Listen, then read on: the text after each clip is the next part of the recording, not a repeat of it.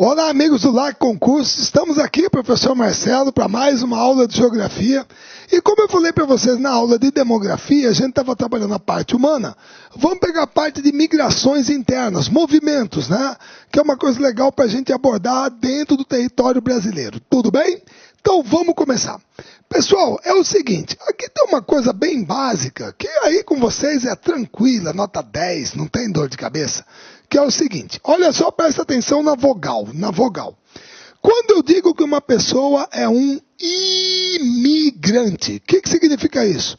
Ah, Marcelo, é o cara que chega. O cara que chega é imigrante. Muito bem. Se eu digo que uma pessoa é emigrante, quem é? Não, Marcelo, é quem sai. Eu tenho um amigo meu que foi para o Japão, ele emigrou. Beleza, muito bem.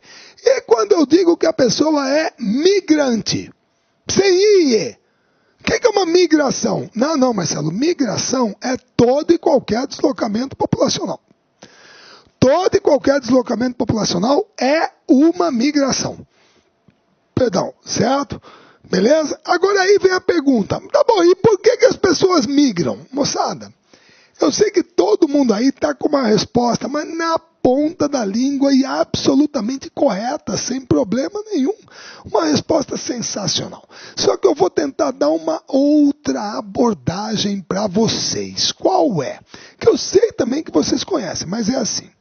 Por que as pessoas migram? Gente, é a mesma coisa que você foi para um barzinho, né, com um grupo de amigos, tipo um happy hour, foi para lá, e aí um amigo chegou primeiro, escolheu uma mesa, tal, mas a mesa está do lado do pessoal que está cantando. Certo? Tudo bem? Está cantando e de repente vocês querem conversar, aquela música alta e tal.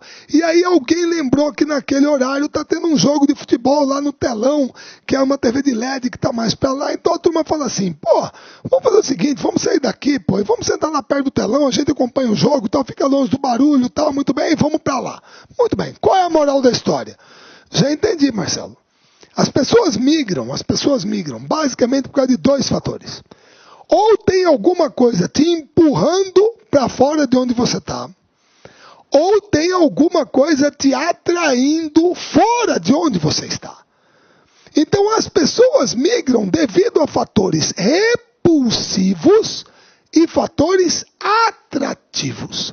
É por isso que as pessoas migram, certo? Agora, o que poderiam ser esses fatores atrativos e repulsivos? De que natureza? Ah, Marcelo, peraí, vai começar a política. Ah, não. Política, não. Quer dizer, então, que quando o Brasil foi uma ditadura militar, o Fernando Henrique ficou aqui, José Serra ficou aqui, Zé Dirceu ficou aqui, certo? Carlos Lacerda, Juscelino Kubitschek, João Goulart, Leonel Brizola, Miguel Arraes, Fernando Gabeira, todo mundo ficou por aí. Para, gente! Foi um fator repulsivo para muita gente saiu, ora. E a questão era política. Ah, Marcelo, mas tudo aí, ó, já vai apelar. Religião, tem nada a ver, pô. Ah, não. Beleza. Então seja muçulmano e vai morar num bairro judeu lá em Jerusalém. Vai lá, mora lá. Seja católico e vai morar num bairro protestante lá em Belfast, na Irlanda do Norte. Vai morar lá. Pô, pessoal, aqui no Brasil é tolerante, a gente tem esse clima legal de tolerância, mas tem lugar no mundo que a turma mata por causa de religião, pô. Tem isso, o cara é perseguido, certo? Marcelo, questões étnicas? Uai, na Iugoslávia foi o quê? Bósnios, sérvios, croatas, lá em Ruanda, na África, Hutus e Tutsis, já faz 22 anos, mas tudo bem, foi horrível, certo? A questão é étnica. Tá? Marcelo, fatores naturais. Uai, a seca no Nordeste é o quê? É artificial? E o tsunami que bateu lá no Japão, em Fukushima? Você vai me dizer que está todo mundo morando lá. Todo mundo ficou. Certo? O cara perdeu a casa, a família. Não, mas vou ficar aqui porque minhas recordações são boas. Eu quero ficar aqui. Ora, agora aí cheguei onde vocês queriam. Porque eu sei que vocês são nota 10, gente. Aquela hora que eu perguntei, por que as pessoas migram? Marcelo, as pessoas migram para melhorar de vida. As pessoas migram em busca de uma nova oportunidade, porque passou num concurso público, porque foi transferido pela empresa, porque foi fazer faculdade fora. É por isso que as pessoas migram. Então, geralmente, moçada, o principal fator é o socioeconômico. Inegavelmente é. É essa questão do melhorar, da nova oportunidade. É isso, é atrás disso que o pessoal vai. Certo? Agora, todos eles aqui podem ser fatores atrativos ou repulsivos. Certo? Muito bem. Agora aí, nós temos que analisar as migrações. Como que nós vamos dividi-las? De duas maneiras. Ou eu tenho as migrações no espaço, e aí elas podem ser como? Internas ou externas. Fácil. O que é uma migração interna? Ora, é aquela que ocorre dentro do próprio país e não altera o total da população. Ponto. O que é uma migração externa? É aquela que ocorre entre países e altera o total da população. Não é difícil. Certo? Beleza? Muito bem. Mas aí você tem as migrações no tempo. Aí no tempo como é que é? Vamos lá. Nomadismo. Pessoal, vocês sabem muito bem que nomadismo não é a praia do Brasil. Não é. Não é. Tá? Eu sei que muita gente vai falar, cigano, sei lá o quê. Para mim, a coisa mais nômade que eu já vi na minha vida é circo. Circo, 2 meses está numa cidade, 1 mês está na outra, o pessoal sempre está circulando. Tanto é verdade que vive dentro de motorhome, de trailer. É sobre roda. Certo? Agora, negócio de tribos nômades, povos, isso ainda é comum na África e na Ásia. Nomadismo é aquela migração permanente, constante, o cara não tem lugar fixo. Não é muito a praia do Brasil, mas é um tipo de migração no tempo. Assim como é a transhumância. Pessoal, a transhumância também pode ser chamada de migração sazonal, ou por tempo determinado. Ah, mas o sazonal vem de sazon, né? O tempero. Para com isso, filho. Que sazon o quê? Sazonal, pessoal. Season. Período, época, estação, temporada. Você entendeu? É uma migração que tem uma época do ano determinada para acontecer. Na maior parte das vezes determinada por um ciclo econômico. Aqui um exemplo. Boia fria, ou trabalhador volante, ou corumba, aqui no Brasil. Certo? Muito comum. Por exemplo, desculpa falar aqui. Aqui no meu estado, Mato Grosso, existem 3 cidades que são muito fortes na cana-de-açúcar. Barra do Bugres, Nova Olímpia e Campo Novo dos Parecis. Tem usina de cana-de-açúcar lá. Então, provavelmente, a coisa mais normal que tem todo ano é o seguinte. Na época da safra, pessoas chegam para trabalhar na colheita da cana-de-açúcar. Certo? Aí, 3, 4 meses colheita de cana-de-açúcar. Terminou a safra, volta para a cidade de origem. Aí, no ano que vem, época da safra, volta para cá, participa da safra. 3, 4 meses, retorna para a cidade de origem. Pronto. É uma migração por tempo determinado. Ela tem uma época do ano determinada para acontecer. Certo? Então, isso nós chamamos de transhumância, ou migração sazonal. Certo? A nossa, movimento pendular, também chamado de migração diária ou commuting. Marcelo, como é que é essa? Você está careca de saber. Casa, trabalho, casa, trabalho, casa, trabalho, casa, trabalho. Está aqui o pêndulo. Certo? É um pêndulo.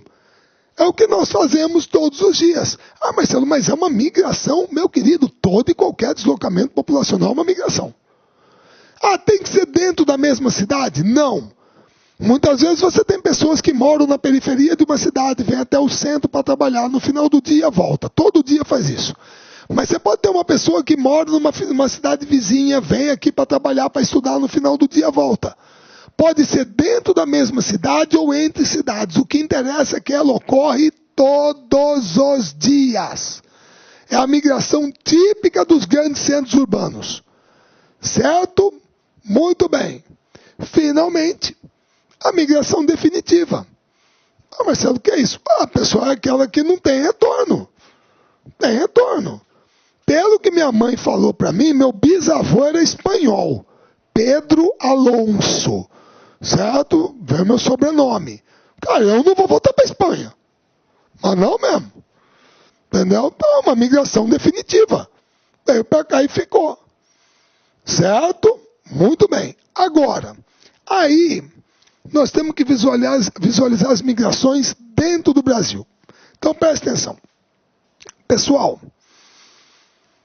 agora há pouco a gente teve a visão bem clara de que o fator socioeconômico geralmente é o preponderante dentro das migrações, certo? Muito bem. Então, por que as pessoas migraram ao longo do tempo dentro do território brasileiro? Pessoal, está na cara. Se o principal fator, o determinante, o principal é o socioeconômico, então significa que até hoje, o que mais fez com que as pessoas migrassem dentro do Brasil foram os ciclos econômicos pelos quais o Brasil passou ao longo do tempo. Beleza? Ou seja, todas as vezes que em algum lugar do Brasil tinha alguma coisa que estava dando muito dinheiro, gerando muita riqueza, muita gente foi para lá. São os ciclos econômicos, certo? E aí nós temos que entender, dentro dessa questão dos ciclos econômicos, por que o pessoal fala que antigamente o Brasil se comportava como um arquipélago econômico. O porquê dessa expressão? Todo mundo sabe que arquipélago é coletivo de ilha. Então, por que arquipélago econômico? Pessoal, porque por incrível que pareça, antigamente o Brasil era assim. Aqui, ciclo da borracha. Aqui, ciclo do açúcar. Aqui, ciclo do café. E eu pergunto, qual era a conexão que essas regiões mantinham entre si? Quais as conexões que elas mantinham entre si? Quais? Nenhuma. Nenhuma. Cada região do Brasil vivia seu ciclo de uma maneira própria, separada, sem conexão com a outra. Então ficava parecendo que o Brasil era um conjunto de ilhas econômicas, vivendo seu ciclo próprio. Daí a expressão arquipélago. Certo? Beleza? Ah, Marcelo, mas espera aí. Se os ciclos econômicos foram os principais causadores das migrações internas, então por onde que eu começo? Ah, já sei. Vamos começar pelo ciclo do pau-brasil, certo? Não. Ah, não? Não. Meu caro, mas não vamos mesmo. Mas como não, Marcelo? Foi o primeiro ciclo pau-brasil, eu estudei isso. Eu sei que você estudou, meu querido, e você está corretíssimo. Só tem uma coisa. Presta atenção.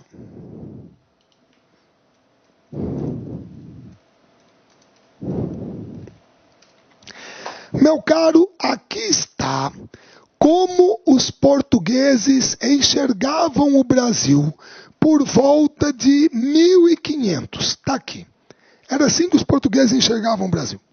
Marcelo, não estou entendendo. Tá assim. Tá assim. Tá aqui a caravela aqui, ó. As caravelas aqui. Então, o que os caras faziam? Chegavam aqui com as caravelas, ancoravam as caravelas e desciam para o território. Olha a indiaiada aqui também cortando o pau-brasil aqui, ó. Corta o pau-brasil, carrega a caravela e volta para Portugal. Pronto. Ah, Marcelo, mas e daí? E daí, meu querido, por favor, você estudou a história do Brasil, você é um craque.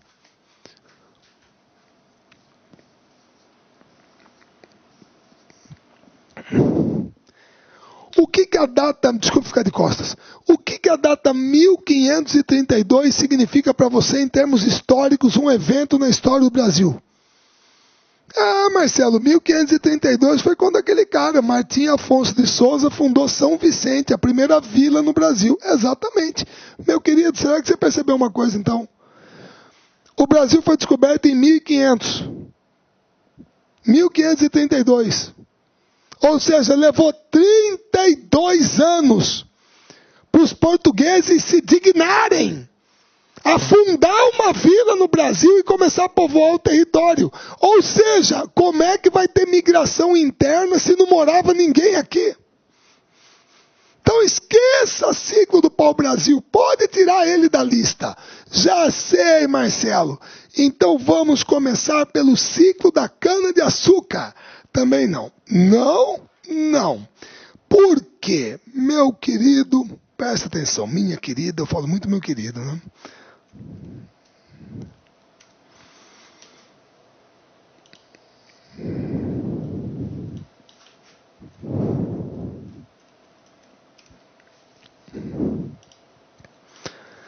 Está aqui a primeira forma que os portugueses encontraram de organizar o território brasileiro.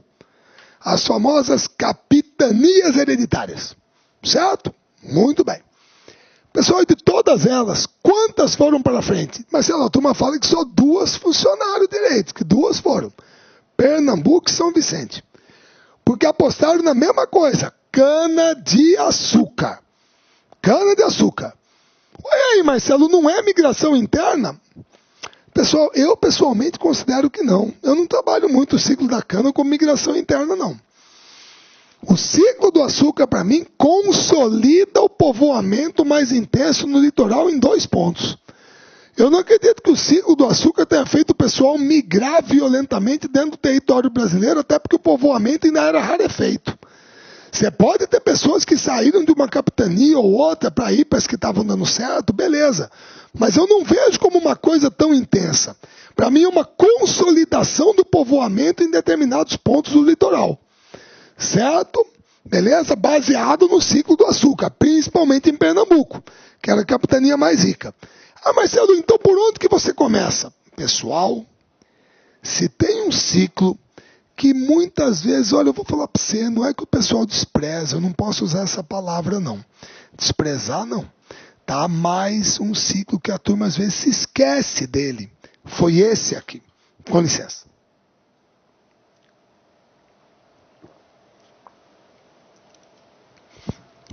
Pessoal, foi o ciclo do gado, ou o ciclo da pecuária, ou o ciclo do couro. Certo? Marcelo, como que é isso? Deixa eu explicar para você. Pessoal, a partir do momento, que o Brasil começou a ser colonizado, povoado, obviamente você tem que abastecer com alimento. Então era necessário proteína animal, certo? Por acaso que no Brasil tinha boi? Não, Marcelo, a América do Sul não tinha bovino. Não tinha bovino. Nem equino, quem trouxe isso para cá foi o português e o espanhol, eles que trouxeram, certo? Muito bem. Pessoal, então isso significa que a partir do momento que o Brasil começou a ser povoado, colonizado, tinha que ter proteína animal, os primeiros bovinos vieram para cá, geralmente gado europeu ou açoriano ali dos Açores, eles trouxeram para cá. Então na hora que chegaram aqui as primeiras cabeças de gado, bovinos tal, o que você tem que fazer para criar gado? Você tem que formar pasto, certo? Então o pessoal falou, beleza, chegamos com as primeiras cabeças de gado para fornecer carne, leite, para quem está aqui no Brasil, beleza, papapá, então vamos formar pasto aqui no litoral. Sim ou não? Negativo, Marcelo. Formar pasto no litoral? Você tá maluco. Litoral, solo de massapê, clima tropical úmida voltado para cana-de-açúcar. No latifúndio. Sistema de plantation. Certo? Negativo. Litoral é para cana-de-açúcar. Não vai rolar. Peraí. Se o litoral é para cana-de-açúcar, a turma trouxe o bovino, boi, pô. E aí? Tem que formar pasto. Para onde que eu vou? Ah, peraí. Você quer criar boi? Beleza, vai lá para dentro. Lá para dentro? Exato. Pode esquecer o litoral. Agora, você quer formar pasto, criar boi? Vai lá para dentro. Ah, quer dizer que o ciclo do gado, da pecuária, do couro contribuiu para a interiorização da população? Claro. Porque o litoral estava voltado para cana-de-açúcar, poxa. Se você quer criar gado, vai lá para dentro. Vai para dentro do território. Pessoal, será que geralmente não é isso que consolida aquela imagem de que Araçatuba, Barretos, Uberaba é terra de boi? A gauchada não cria boi, negócio de churrasco, gaúcho, gado. Por favor, pessoal, ó, vou brigar, hein? Olha aqui, ó, presta atenção. Se você falar coisa errada, nossa, mas você não imagina como eu fico chateado. Eu vou brigar com você. Olha o que eu estou digitando aqui, pelo amor de Deus. Tá?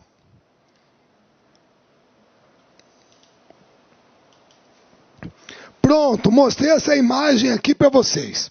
Aí eu pergunto, pessoal, o que é isso aqui? Aí você vai falar, ah, não, mas isso é tudo cangaceiro. Se você falar isso, eu vou aí e dou em você. Brincadeira, moça, até parece fazer um troço desse, pelo amor de Deus. Cangaceiro? Você viu o que eu digitei? Vaqueiro! Esporte desse pessoal aqui no Nordeste é vaquejada, é derrubar o boi pelo rabo. Dentro daquelas 2 linhas brancas, tem que derrubar ali ele. Tem circuito de vaquejada no interior do Nordeste. É esporte, pô. Certo? Beleza? Esse cara é um vaqueiro, ele trabalha com gado. E olha lá no fundo a vegetação ressecada, olha o solo pedregoso, caatinga, sertão nordestino. Certo? Tem depósitos de sal, o terreno é relativamente plano, é uma área mais aberta, facilita a criação do gado. Isso quer dizer que, pessoal, na boa, esse ciclo contribuiu muito para a interiorização da população. Seja no sudeste brasileiro, no agreste, no sertão nordestino ou no sul do país. Então aqui a gente começa a trabalhar com um ciclo migratório mais sério, certo? Dentro do território brasileiro. Tudo bem? Ah, Marcelo, e depois desse? Aí é fácil. Mineração. A mineração vem no século XVIII, tá? Pessoal, por favor, a razão da existência da minha cidade, eu que sou cuiabano, Cuiabá, capital do estado de Mato Grosso, 8 de abril de 1719, Pascoal Moreira Cabral. A razão da existência da minha cidade é isso aqui. É isso aqui.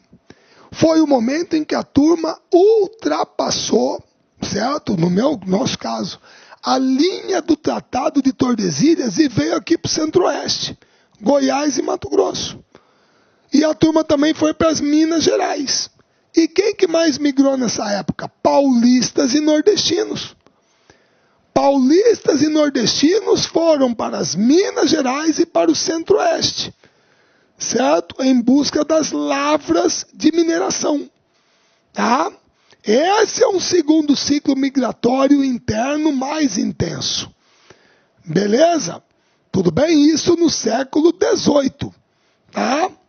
Aí, nós vamos para o ciclo do café. Pessoal, só que o ciclo do café, eu tenho que contar uma historinha para vocês. Aí vocês me permitem, né? Nem vou mostrar no professor Google, mas é assim. Pessoal, a nossa história com o café, o café é nativo da África, certo? Da região da Etiópia, tá? A nossa história com o café tem tudo a ver com um militar luso-brasileiro chamado Francisco de Melo Palheta. Este senhor, no século XVIII, recebeu uma missão da coroa portuguesa e foi para o Suriname e para a Guiana Francesa. E lá na Guiana Francesa, ele recebeu de presente sementes de café. Ele ganhou de presente sementes de café. Pessoal, ele trouxe essas sementes para Belém do Pará e plantou no quintal da casa dele. Pessoal, o primeiro lugar do Brasil em que se plantou café foi no Pará. Não foi São Paulo, Minas, Paraná, não. Foi lá no Pará, certo? E o que o Brasil tem em comum com a África? Bom, o Brasil tem em comum com a África o clima. O café se adaptou bem aqui, super bem. O café se adaptou super bem. Olá, meus amigos, minhas amigas, sou o professor Luiz Antônio Carvalho e com muito prazer, muita satisfação, estou aqui para fazer um grande convite para vocês, um convite muito especial. Você que vai fazer o concurso da Polícia Militar do Estado do Maranhão, nós aqui do Lá Concursos, nós preparamos um super curso, atenção, completo e atualizado. Nosso curso completaço, atualizado por apenas 10 mensalidades de R$ 25,00 aqui no Lá Concurso. Inclusive, você teve a oportunidade de assistir um pequeno trecho da aula do nosso professor. Esse professor nosso é um professor top de linha,